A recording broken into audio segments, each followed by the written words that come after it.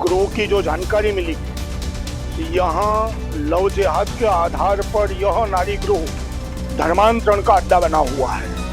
यहाँ मुसलमान आए दिन आकर यहाँ हमारी महिलाओं के साथ बात करने के लिए छूट दी जाती है। यहाँ तक माहिती मिली है, अंदर कोई बांग्लादेशी है महिला, वो कलमा पढ़ाना सिखाती है, इस्लाम का ज्ञान देती है। यह नारी गृह एक तरफ से नारी गृह नहीं रहा है, विधर्मियों का अड्डा बना है। यहाँ दो बहनें हैं, पायल और मीना।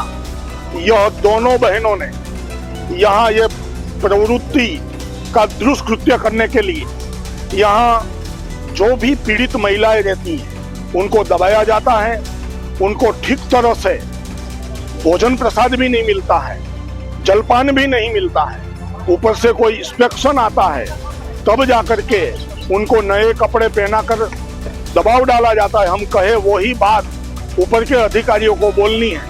मैं गुजरात सरकार से, शासन प्रशासन से मांग करता हूँ, ऐसे भ्रष्ट लोगों को त्वरित पदभ्रष्ट किया जाए और ऐसी अबला महिलाओं के लिए स्थान है, एवी अबला महिलाओं को सबला बनाने के लिए ही यहाँ प्रवृत्ति हो, यह बात विश्व हिंदू परिषद कहती है। अनुभव એ કે અહીંયા છોકરીઓનું માનસિક રીતે બહુ ટોર્ચરિંગ થાય છે। સારા કપડા ટૂંકમાં કલેક્ટરને ઉપરથી ચેકિંગ આવે તે દિવસે સારું જમવાનું મળે છે આ લોકોને, તે દિવસે સારા કપડા મળે છે, બાકી આડેવારે આ લોકોને કાંઈ મળતું નથી। બીજી કઈ પ્રકારની પ્રવૃત્તિ થાય છે? બીજી બસ ગાલી ગરોજથી બોલાવાના, આ લોકોને કોઈથી સારા મોઢે કોઈ બોલાવતો નથી, જેલમાં કેદી હોય એ રીતે બિહેવ કરે છે, નાના છોકરાઓને જમવાનું મળતું નથી, दूध अर्धो ग्लास मळे एमां 2 ग्लास पाणी नाखीने मां रोडवेज अंदर एवी प्रवृत्ति हाले छे। पहेला शारीरिक शोषण हालता ए पण एना मेनेजरे स्वीकारेलुं छे के ए बधी वस्तु पहेला थाती।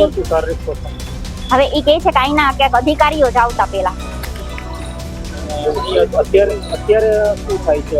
અત્યારે એનું કહેવાનું એમ છે કે આનો કોઈ મેનેજર છે સેવા સદન 3 માં બેસે છે, એ આ લોકોને ખરાબ ગાળ સિવાય બોલાવતો નથી કે આ બધી એવી જ કહેવાય, આ બધાને તો આમ જ કરવાનું હોય। આવી વાત એની ખુદની મેનેજર મને બોલેલી છે। પાયલ ને મીનાબેન બે નામ છે એના। અમારી તમામ માહિતીથી અપડેટ રહેવા માટે જોડાયેલા રહો S9 ન્યૂઝ સાથે।